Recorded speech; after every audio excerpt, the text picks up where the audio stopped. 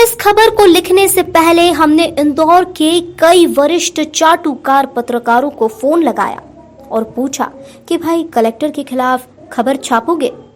सभी ने कहा कि कलेक्टर साहब बड़े फितरती हैं, घर की नफ्ती करवा देंगे, ऑफिस तोड़वा देंगे, आपको जेल में डलवा देंगे। तो ठीक है साहब, 2x2 की खोली है हमारी, और वो भी किराए की। अगर सच लिखना गुनाह है तो यह गुनाह हम बार बार करेंगे। तो आइए आपको दिखाते हैं अफसरशाही कैसे सर चढ़कर बोलती है। सत्ता की हनक और पद के नशे में इंसान दानव बन ही जाता है। अंदर का रक्षक बाहर आकर तांडव मचाने के लिए झटपटाता रहता है, लेकिन कैमरे, लाइट्स और सोशल मीडिया के चलते उसे अपने रसूख से आए अहंकार को बाहर दिखाने में हिचक होती थी। लेकिन अब यह सीमा भी टूट गई है। बेलगाम होती अफसरशाही के आगे लोकतंत्र ने भी घुटने टेक दिए हैं। देश में कानून मानो सचमुच अंधा, गूंगा और बहरा हो गया है। कलेक्टर ने शादी में बवाल काटा, ऐसा काटा कि किसी को नहीं छोड़ा, और अब उनके ही नक्शे कदम पर चल रहे हैं छत्तीसगढ़ सूरतपुर के कलेक्टर साहब। उन्हें युवक पर इतना गुस्सा आया कि उसका मोबाइल ही तोड़ दिया। चलिए, मोबाइल तोड़ा, उसे चाटा भी रसीद दिया। इतने से भी पेट नहीं भरा तो अपने बेलगाम भेड़ियों को लाठी बरसाने का आदेश दे दिया। अब कुछ और तस्वीरें भी देख लीजिए। इसमें इतना अत्याचार है कि आत्मा भी शरीर छोड़ने के लिए शरीर से भीख मांगने लगती है, और ऐसी ही मार से कई लोगों की मौत भी हो चुकी है। ऐसा ही कुछ इंदौर में भी हो सकता है, या यूं कहे कि होता आया है, बस कैमरे में कैद नहीं हुआ। सुनने में आया है कि इंदौर कलेक्टर साहब कर्मचारियों को गालियां देते हैं। सुनने में आया है कि इंदौर कलेक्टर साहब जो आता है उसे बेइज्जत कर भगा देते हैं।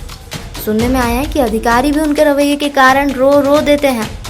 सुनने में आया कि जिला स्वास्थ्य अधिकारी ने भी इस्तीफा दिया था। सुनने में आया है कि नगर निगम भी कलेक्टर साहब ही चलाते हैं। सुनने में तो यह भी आया है कि पिछले लॉकडाउन में गुटखा व्यापारी के माल को बेचने में भी इनका नाम सामने आया था। सुनने में आया कि सीएम शिवराज और उनकी पत्नी के बड़े लाडले हैं ये। सुनने में आया कि इसीलिए उन पर कोई कार्रवाई नहीं होती। सुनने में आया कि बीजेपी कार्यकाल में इंदौर के कई घरों पर बुलडोजर चलवा चुके हैं। सुनने में आया कि इनके आगे आम आदमी रोता भी है तो उनके आंसुओं का उन्हें कोई फर्क नहीं पड़ता। शायद उन्हें यह आंसू पीएम मोदी के आंसुओं से मिलते जुलते लगते होंगे। सुनने में आया कि शहर को नंबर 1 बनाने के लिए ठेला चालकों पर हैवानियत स्टाइल में होने वाली कार्रवाई का आदेश इन्हीं साहब ने दिया था। जब अफसर दानव की भूमिका में आ जाए तो उनके नर पिशाचों का क्या कहना। पुलिस और नगर निगम के लाइसेंसधारी बदमाश शहर शहर क्या तांडव मचा रहे हैं। कोई किसी भी हालत में हो, इससे इनका सरोकार नहीं। बस इनका उद्देश्य है लाठी मारना, और ऐसी मारना कि आम आदमी का मान सम्मान, उसकी इज्जत वहीं मटिया मिल हो जाए और वो अपने आप से नजरें ही ना मिला पाए।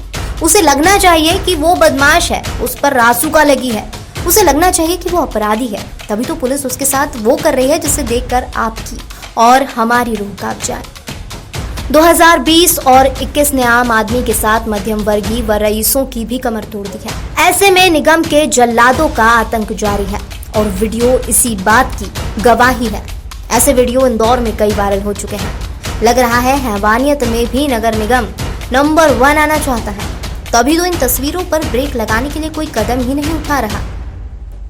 साहिब, 1-2 नहीं, इतनी तस्वीरें हैं कि आप खुद ही लज्जित हो जाओगे।